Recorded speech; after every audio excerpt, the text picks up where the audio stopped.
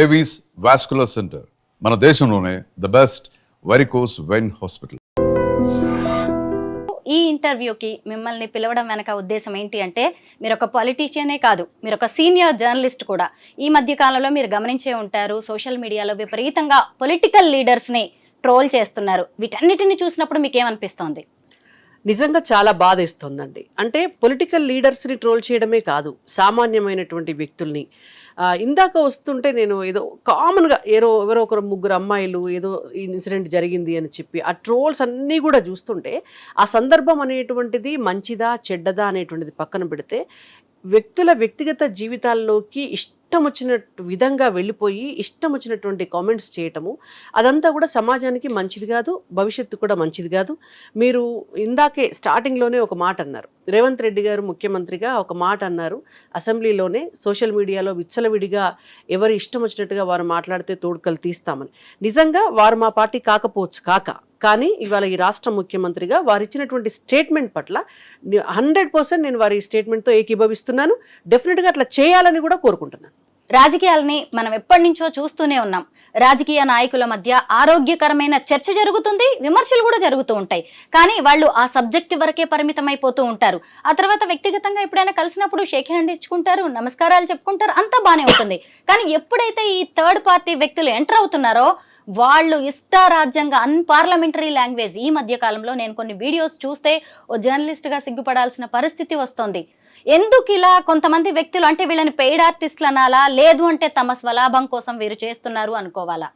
అంటే ఒక్కటండి, ప్రతి రంగంలో కూడా ప్రతి చోట కూడా ఎక్స్ట్రీమ్ ఎలిమెంట్స్ అంటారు, అన్ని దిక్కులు కూడా ఉంటారు. అయితే ఉన్న చోట ఆ సెన్సార్ అనేటువంటిది ఉంటే దానికి పరిమితులకు లోబడి మంచి చెడు ముందు వెనుక ఆలోచించుకుంటారు. ఇవాళ యూట్యూబ్ ఎట్లా అయిపోయిందంటే, యూట్యూబ్కి ఎక్కడ కూడా ఆ సెన్సార్ లేదు. ఎవరైనా రావచ్చు, ఒక అకౌంట్ ఓపెన్ చేసుకోవచ్చు, కథం వాళ్ళందులో కూర్చొని ఏదో ఒకటి మాట్లాడేయచ్చు, పెట్టేయచ్చు. సో దాంతో ఏమైపోతుంది అని అంటే, దానికి సెన్సార్ అనేటువంటిది లేకపోవటం వల్ల ఏది పడితే అది మాట్లాడి ప్రజల్లోకి వదలటము. సో కొంతమంది దాన్ని ఎంటర్టైన్మెంట్గా చూడొచ్చు, కొంతమంది దాంతో మానసికమైనటువంటి ఆనందం పొందొచ్చు, కొంతమందికి అది వ్యంగ్యంగా ఉన్నా కూడా టైం పాస్ అవ్వచ్చు. రకరకాల మనుషులు చూసేసరికి అది దానికి ప్రజామోదం ఉంది అని అనుకొని వీళ్ళు ఇంకా కూడా రెచ్చిపోతున్నారు. ఇప్పుడు మీరు చూడండి, సంస్థలు అనుకోండి, సంస్థలు అయితే సంస్థలో ఒక 100 మంది కలిసి పనిచేస్తారు. సంస్థలకి కొన్ని బాధ్యతలు ఉంటాయి. ఆ బాధ్యతలు ఉన్నప్పుడు ఇట్లాంటి ఈ రకమైనటువంటి మాటలు కావచ్చు, ఈ రకమైనటువంటి తిట్లు కావచ్చు, ఈ భావజాలాన్ని ఈ సంస్థలు ఎప్పుడు కూడా ఎంకరేజ్ చేయవు. ఏ వ్యవస్థ కూడా ఎంకరేజ్ చేయదు. ఎందుకంటే అది వ్యవస్థకు మంచిది కాదు, భవిష్యత్తుకి మంచిది కాదు. కానీ వీళ్ళంతా ఇండివిజువల్స్. కొంతమంది ఇండివిజువల్స్ తయారైపోయి వాళ్ళు ఏది మాట్లాడితే అదే గొప్ప అనుకొని వాళ్ళు ఏంటో అంటే వాళ్ళ ఇష్టం, ఇక అసలు అది చెప్పరాని మాటలు. కాబట్టి డెఫినెట్గా నేనేమంటున్నాను అని అంటే, రేవంత్ రెడ్డి గారు ముఖ్యమంత్రిగా ఏదైతే చెప్పారో, ఒక సెన్సార్ అనేటువంటిది అవసరం, ఒక పరిమితి తప్పకుండా. యూట్యూబ్కి కూడా అవసరమైతే యూట్యూబ్ మేనేజ్మెంట్ అదేమి భూమి మీద లేకుండా లేదు కదా. వాళ్ళకు కూడా ఒక స్టేట్ గవర్నమెంట్ నుంచి డెఫినెట్గా ఒక రిప్రజెంటేషన్ పంపించవచ్చు. ఇలాంటివి మేము యాక్సెప్ట్ చేయమండి, వీటి వల్ల సమాజానికి నష్టం ఉంది, వీటి వల్ల ఇతరుల వ్యక్తిగత జీవితాల్లోకి వెళ్ళి వాళ్ళను అనవసరంగా వాళ్ళ కుటుంబ సభ్యులకి మానసిక ప్రశాంతత లేకుండా చేస్తున్నారు, వాళ్ళకి పరువుకి భంగం కలిగిస్తున్నారు, ఇవన్నీ కూడా చెప్పొచ్చు. ఈవెన్ సెంట్రల్ గవర్నమెంట్ని కూడా మా తరపు నుంచి, నిజంగా కూడా నా తరపు నుంచి అయితే నా పర్సనల్ రిక్వెస్ట్, రేపొద్దున నిజంగా మా పార్టీలో 2 కేంద్ర మంత్రులు ఉన్నారు, 8 మంది ఎంపీలు ఉన్నారు. ఈ సోషల్ మీడియా కట్టడి చేసేటటువంటి విషయంలో కూడా అవసరమైతే మా పార్టీ తరపు నుంచి కూడా మేము ఒక రిప్రజెంటేషన్ కూడా ఇవ్వడానికి మేము కూడా రెడీ. రాణి రుద్రమ గారు, మనది ప్రజాస్వామ్య దేశం. మనం కన్స్ట్రక్టివ్గా ఏ విమర్శ అయినా చేయొచ్చు. దాన్ని అధికార పార్టీ కావచ్చు, ప్రభుత్వం ఎవరైనా కానీ స్వాగతిస్తారు. దీన్ని అలుసుగా తీసుకొని కొంతమంది ఇష్టారాజ్యంగా, ఒక సీఎం అని లేదు, ఒక కేంద్ర మంత్రి అని లేదు, ఒక పార్టీ వర్కింగ్ ప్రెసిడెంట్ అని లేదు, అన్పార్లమెంటరీ వర్డ్స్. అసలు కనీసం పల్లెల్లో కూలీ పనులు చేసుకునే వాళ్ళు, అక్షరం ముక్క రాని వాళ్ళు కూడా అలాంటి పదాలు వాడరు. ఇలాంటి పెద్దవాళ్ల గురించి, అంటే మన దేశం వ్యవస్థని నడుపుతున్న వాళ్ళ గురించి మాట్లాడడాన్ని మాత్రం ఏంటి, ఎలా దీన్ని ఆమోదిస్తామో అనేలాగా మనల్ని మనం ప్రశ్నించేలాగా కూడా ఉంది. మనం ఈ సందర్భంగా కొన్ని సంఘటనలను కూడా గుర్తు చేసుకుందాం. ఈ తీన్మార్ మల్లన్న సొంత పార్టీ నుంచే ఎమ్మెల్సీ మల్లన్న ఉద్వాసనకు గురి కావాల్సిన పరిస్థితి వచ్చింది. అంటే తన పార్టీ విధానాలని ఆయన విమర్శించి ఉండొచ్చు, బట్ ఏ విధంగా ఆయన దాన్ని విమర్శించారనేది కూడా మనం ఇక్కడ చూడాలి. ఈ మధ్య కాలంలో ఒక మహిళా జర్నలిస్ట్ ని అరెస్ట్ చేసే వరకు పరిస్థితి వచ్చింది. ఇంకొంతమంది ఆ లిస్ట్ లో కూడా ఉన్నారు. ఎందుకు రాజకీయ నాయకుల్నే ఇంత కక్షగట్టినట్టుగా చేస్తున్నారంటారు? అంటే అది వాళ్ళ నిజం చెప్పాలంటే కూడా నేను ఒక్కళ్ళు ఇద్దరు అని కాదు, నేను ఇండివిజువల్గా ఒక్కరి గురించి ఏం మాట్లాడట్లేదు. కానీ చాలామంది, నేను ఇందాక అన్నా కదా, కొంతమంది ఇండివిజువల్స్ సొసైటీలో తయారయ్యి ఇప్పుడు విషయం ఉంటే, సబ్జెక్ట్ మీద స్టడీ చేసి మాట్లాడతారు. కొంచెం 2 ముక్కల విషయం తెలిసిన తర్వాత దాన్నే రిపీటెడ్గా చెప్పాలి అని అనుకున్నప్పుడు దానికి కొంత వ్యంగ్యాస్త్రాలు యాడ్ చేసి అన్పార్లమెంటరీ లాంగ్వేజ్ని దానికి కలిపి వాడకూడనేటువంటి భాషను వాడి దాన్ని పొద్దుకులా మాట్లాడి ఒక అర్ధగంట సేపు మాట్లాడేసి రికార్డ్ చేసి పెట్టేస్తే పని అయిపోతుంది. అంటే అలా ఎవరైనా చేయగలుగుతారు, చేయాలనుకుంటే పెద్ద ఇష్యూ కాదు. వట్టిగానే నిలబెట్టి తిట్టమంటే తెలంగాణలో ఉన్న ప్రతి ఒక్కరు కూడా తిట్టగలుగుతారు, అంతకంటే అధ్వానంగా కూడా తిట్టగలుగుతారు కెమెరా ముందు పెట్టి కానీ వీళ్ళకి ఏమిటంటే దాంతోటే ఇవాళ వాళ్ళ ఐడెంటిటీ చూపించుకోవాలనుకుంటున్నారు. అది ఇవాళ మనకు వాక్ స్వతంత్ర హక్కు ఉండొచ్చు కాక ప్రజాస్వామ్యంలో, కానీ దానికి కూడా కొన్ని పరిమితులు ఉన్నాయి. నువ్వు ఎదుటి వ్యక్తి జీవితాన్ని రోడ్డు మీద పడేసే హక్కు వాక్ స్వతంత్రం హక్కు చట్ట ప్రకారం మనకి ఇవ్వలేదు. ఎదుటి వ్యక్తిని పరువుకి భంగం కలిగించేటటువంటి హక్కు మనకి ఇవ్వలేదు. నాకు వాక్ స్వతంత్రం హక్కు ఉంది కాబట్టి నేను ఏదైనా మాట్లాడతాను అని అంటే అట్లా నడవదు. నువ్వు ఎట్లయితే ఏ ఫ్రీడమ్ ఆఫ్ ఎక్స్ప్రెషన్ని అడ్డం పెట్టుకొని నువ్వు ఏదైనా మాట్లాడుతున్నావో దానివల్ల ఎవరైనా బాధించబడితే వాళ్ళు కూడా అదే ఫ్రీడమ్ ఆఫ్ ఎక్స్ప్రెషన్ని దృష్టిలో పెట్టుకొని ఆ హక్కులో భాగంగానే వాళ్ళ ఎక్స్ప్రెషన్ని కూడా వాళ్ళు ఇంకో రకంగా నీ మీద చూపిస్తారు.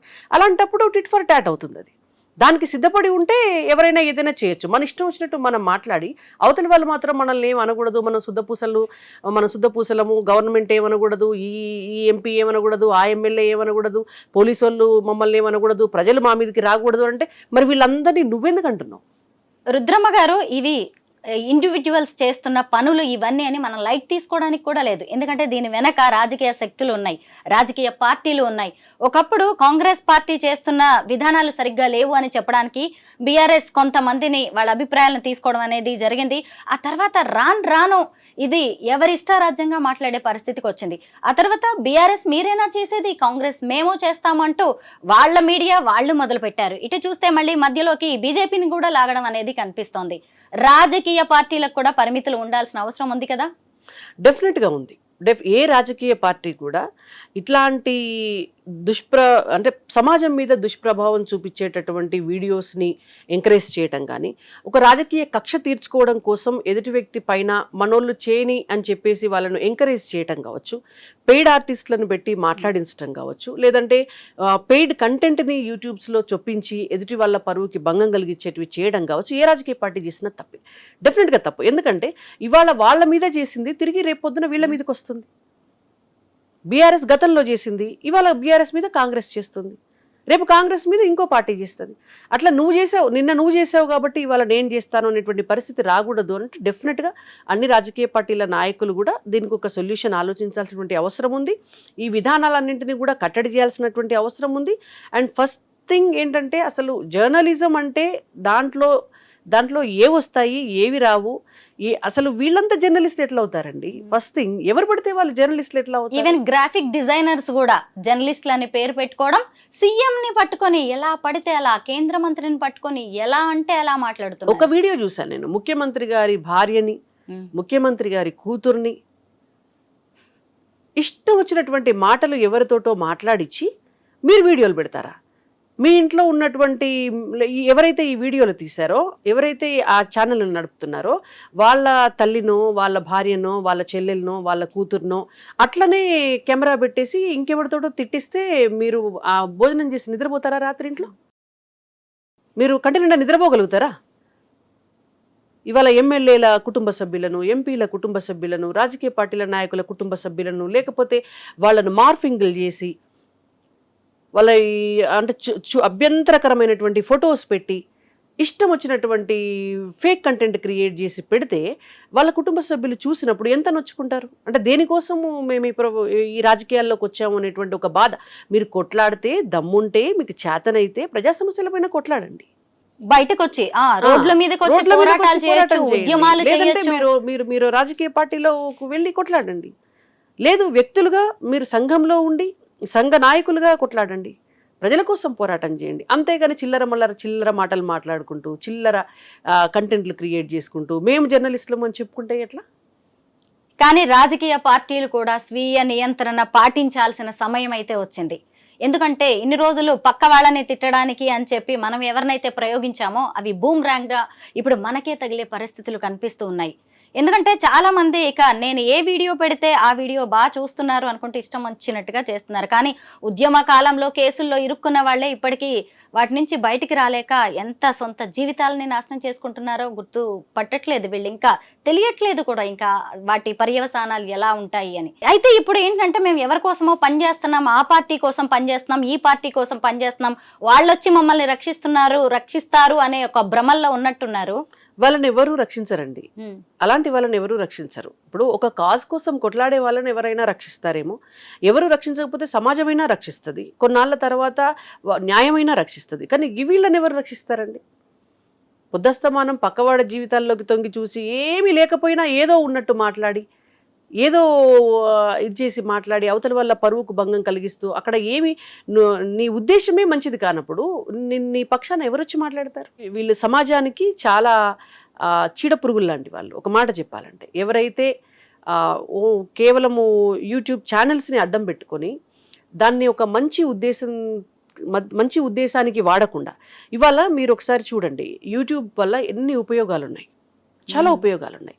చాలామంది స్టూడెంట్స్ సివిల్ సర్వీసెస్ చదువుకునేటువంటి వాళ్ళు, ఆ కోర్స్ కోసం ప్రిపేర్ అయ్యేటువంటి వాళ్ళు, గ్రూప్స్ ఎగ్జామ్స్ కోసం ప్రిపేర్ అయ్యేటటువంటి వాళ్ళు కూడా ఏ కోచింగ్ సెంటర్కి వెళ్లకుండా యూట్యూబ్లో ఉన్నటువంటి కోచింగ్ ఛానల్స్ ద్వారా, చాలామంది చెప్పేటువంటి ట్యూషన్స్ ద్వారా వాళ్ళు అందులో ఉన్నటువంటి కంటెంట్ చూసి నేర్చుకొని ఇవాళ వాళ్ళు ఎగ్జామ్స్ రాసి టాపర్స్ అవుతున్నారు. అనేక రకాల ఎక్స్పర్టైజ్ని యూట్యూబ్ ద్వారా పొందుతున్నారు. అంతెందుకండి, ఇంట్లో వంట ఎట్లా చేయాలి అనేటువంటిది కూడా యూట్యూబ్ను చూసి నేర్చుకొని వంట చేస్తున్నాం మనం ఇవాళ. ప్రతి పని అది మంచికి ఉపయోగించుకునేంత వరకు యూట్యూబ్ ఉపయోగపడుతుంది. ఇవాళ ఇన్ఫర్మేషన్ కూడా ఏదేనికన్నా సంబంధించినటువంటి ఒక డీటెయిల్డ్ ఇన్ఫర్మేషన్ మనకు కావాలి అని అంటే యూట్యూబ్లో సెర్చ్ చేసి చాలా రకాల సబ్జెక్ట్స్ గురించి మనం తెలుసుకునేటటువంటి అవకాశం ఉంటుంది. అంత మంచి ప్లాట్ఫామ్ని ఇంత చిల్లర వాటికి వాడి, ఇంత సమాజంలో మనము ఒక భయంకరమైనటువంటి వాతావరణాన్ని క్రియేట్ చేసి, కొంతమంది పొలిటికల్ లీడర్స్ పైన ఇష్టం వచ్చినట్టు మాట్లాడితే వాళ్ళ ఫాలోవర్స్ ఉంటారు, వాళ్ళ పార్టీ వ్యక్తులు ఉంటారు, వాళ్ళ కుటుంబ సభ్యులు ఉంటారు, వాళ్ళని అభిమానించేటటువంటి వాళ్ళు ఉంటారు. వాళ్ళందరికీ మనసుకి గాయమే కదా. అంటే సమాజంలో ఒక రకమైన ఒక ఆ వాతావరణాన్ని చెడగొట్టేటటువంటి చర్చ జరుగుతుంది కదా, అన్ని రాజకీయ పార్టీల మధ్యలో జరుగుతుంది. అంటే మీ ఉద్దేశం ఏమిటి? ఇవాళ సమాజంలో ఉన్నటువంటి ఒక మంచి వాతావరణంలో వ్యక్తులకు ఉన్నటువంటి ఒక మంచి ఇమేజ్ పైన విషం చిమ్మటమే కదా. ఇటువంటి వాళ్ళు జర్నలిస్టులు ఎందుకు అవుతారండి? సంఘ విద్రోహ శక్తులే అవుతారు. రుద్రమ్మ గారు, ఎంత రాజకీయ నాయకులైనా సరే వాళ్ళకంటూ ఒక వ్యక్తిగత జీవితం ఉంటుంది, ఇష్టాలు ఉంటాయి, వాళ్ళ అభిప్రాయాలు వాళ్ళకు ఉంటాయి.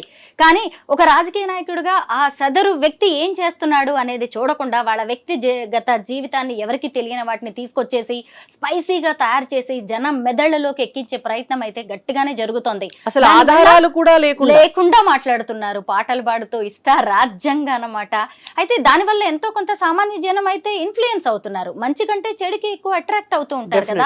ఈ రోజు చట్టం, న్యాయం లాంటివి మీ చేతుల్లో ఉన్న రాజకీయ నాయకులు కూడా ఇలాంటి వాటిని ఆపలేనప్పుడు సామాన్యులు ఇలాంటి, మీరు అన్నారు కదా ఇందాక, సంఘ విద్రోహ శక్తుల్ని ఎలా ఎదుర్కొంటారు? అంటే ఒక్కటి, ఇవాళ నేను అందుకే అన్నాను ఇందాక, రాష్ట్ర ప్రభుత్వమైనా కేంద్ర ప్రభుత్వమైనా డెఫినెట్గా ఏదో ఒక అడుగు ముందుకేసి ఖచ్చితంగా యూట్యూబ్ యాజమాన్యానికి చెప్పవలసినటువంటి అవసరం అయితే ఉంటుంది. అంటే ఇట్లాంటి కంటెంట్ని ఎవరు ఎంకరేజ్ చేసినా కూడా అది సమాజానికి నష్టం. ఎంతకీ సీఎం రేవంత్ రెడ్డి గారు అసెంబ్లీలో లేదంటే ఎక్కడైనా పబ్లిక్ మీటింగ్స్ లో వార్నింగ్లు ఇవ్వడమే అవుతుందే గానీ దీనికి సంబంధించిన కన్స్ట్రక్టివ్ గా ఇంకా ముందుకు వెళ్లేలాగా ఏమైనా ప్రణాళికలు రచిస్తే మంచిదంటారా? అటు సెంట్రల్ గవర్నమెంట్ కానీ ఇటు స్టేట్ గవర్నమెంట్ చేయాలి. ఉట్టి మాటలు చెప్తే ఏం లాభం? చేస్తేనే కదా. ఎందుకంటే ప్రభుత్వం వాళ్ళ చేతిలో ఉన్నప్పుడు, అన్ని అధికారాలు వాళ్ళకు సొంతంగా వాళ్ళకు ఉన్నప్పుడు తప్పకుండా దీనంతరం కూడా నియంత్రణ చేసేటటువంటి చర్యలు వాళ్ళు తీసుకోవాలి. మొత్తం మీద మీరు అన్నదైతే కరెక్టే. ఎందుకు అంటే వీళ్ళు చేసే వీడియోస్ వల్ల చాలా మంది వీటి ప్రభావంలో పడిపోతున్నారు. ఏది నిజమో ఏది అబద్ధమో తెలుసుకోలేని పరిస్థితుల్లో ఉన్నారు. మొత్తానికి ఇదంతా రాజకీయ నాయకులు మొదలుపెట్టిన గేమే కొంతమంది. అది కాస్త వాళ్ళకు కూడా వాళ్ళ మెడకి చుట్టుకునే పరిస్థితి కూడా వచ్చింది. బట్ ఇప్పటికైనా పరిస్థితుల్లో మార్పులు రావాలని మనమైతే కోరుకుందాం. కొంతమంది యూట్యూబర్స్ ఎవరైతే ఇలా ఇష్టారాజ్యంగా మాట్లాడుతున్నారో భవిష్యత్తులో వాళ్ళకైతే ప్రమాదకర సూచనలు కనిపిస్తున్నాయి. థ్యాంక్ యూ సో మచ్ రాణి రుద్రమ గారు. థ్యాంక్ యూ అండి.